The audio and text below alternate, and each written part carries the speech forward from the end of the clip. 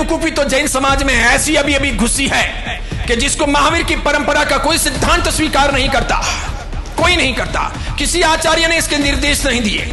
50 साल 100 साल पहले के ग्रंथों में भी इसके उल्लेख नहीं और पुराने ग्रंथों में भी उल्लेख नहीं कि पैसे लेकर के किसी को ट्रस्टी बनाना है या पैसे देकर के ट्रस्टी बनना है।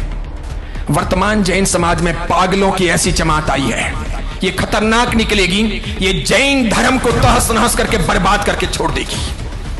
जैन धर्म की वर्तमान परंपरा में ये ऐसी जमात आई है कि पैसों के आधार पर ट्रस्टी बनकर या पैसों के आधार पर ट्रस्टी बना करके जो व्यवस्था की जा रही है, ये जैन धर्म को, उनके सिद्धांतों को तहस नहस करके उसका सत्यानाश करके छोड़ देगी। आने वाले 10 साल में भी आप इन्हें देख सकोगे। तब मैं अगर दुनिया में नहीं रहूंगा तो आप याद करोगे कि मैं ठीक कह रहा था। यह बहुत बड़ा अपराध है कि पैसे लेकर किसी को ट्रस्टी बनाना या फिर पैसे देकर के ट्रस्टी बनना।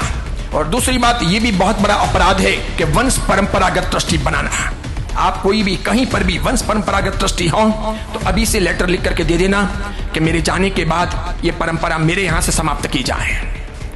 मैं आपको ठीक कह रहा हूं। आप अगर योग्य हो, समझदार हो, बुद्धिशाली हो, तिरना चाहते हो, डूबना नहीं चाहते हो, जैन धर्म को बर्बाद करना नहीं चाहते हो, महावीर के या महावीर की परंपरा के हत्यारे नहीं हो, तो लिख देना और लेटर दे देना कि मैं हूं वहां तक ठीक है, मैं थक जाऊं, उसके बाद में मेरे बेटे को ट्रस्टी बनाना आवश्यक नहीं है।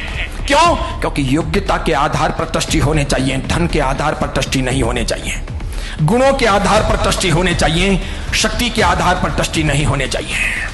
जिसको श्रावकाचार का नॉलेज हो, जो गुणवान हो, वो ट्रस्टी बन सकता है। वो मध्यम परिवार का या सामान्य परिवार का भी हो सकता है। जो आचार विचार संपन्न हो, जिसमें बुद्धि हो, जिसमें क्षमता हो, जिसमें अक्ल हो, जो जैन धर्म को समर्पित हो, जिसे मंदिर से संबंधित, साधु साध्वियों से संबंधित और आचार विचार से संबंधित और द्रव्य से संबंधित ज्ञान हो, परिपक्वता हो, जिसके पास में सहिष्णुता हो, धर्म के प्रति, साधु साध्वियों के प्रति, नीतियों के प्रति जिसका अनुराग हो, समर्पण की भूमिका हो, वैसे व्यक्ति को, श्रमणोपासक को ट्रस्टी बनाया जाना चाहिए।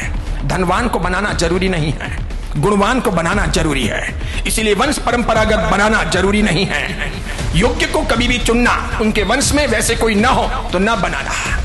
मैं आपको ऐसे एक नहीं 1000 उदाहरण आज दे दूं जहां वंश परंपरागत ट्रस्टी सीप रही है और उनके पिताजी के जाने के बाद में बेटों ने तो धर्म परिवर्तन कर लिया है और वो जैन धर्म के ट्रस्टी हैं, जो जैन धर्म छोड़ चुके हैं और वंश परंपरागत ट्रस्टी है।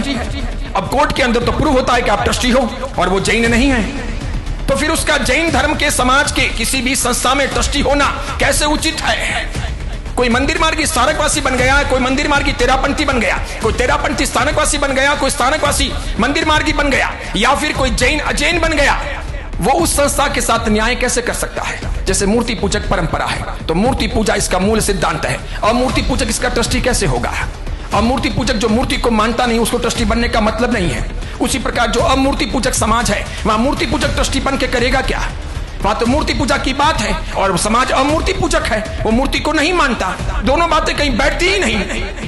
ऐसा होता है क्या? नहीं हो सकता। और मूलतः तो बात यह है कि व्यक्ति में गुण चाहिए, सिद्धांत चाहिए।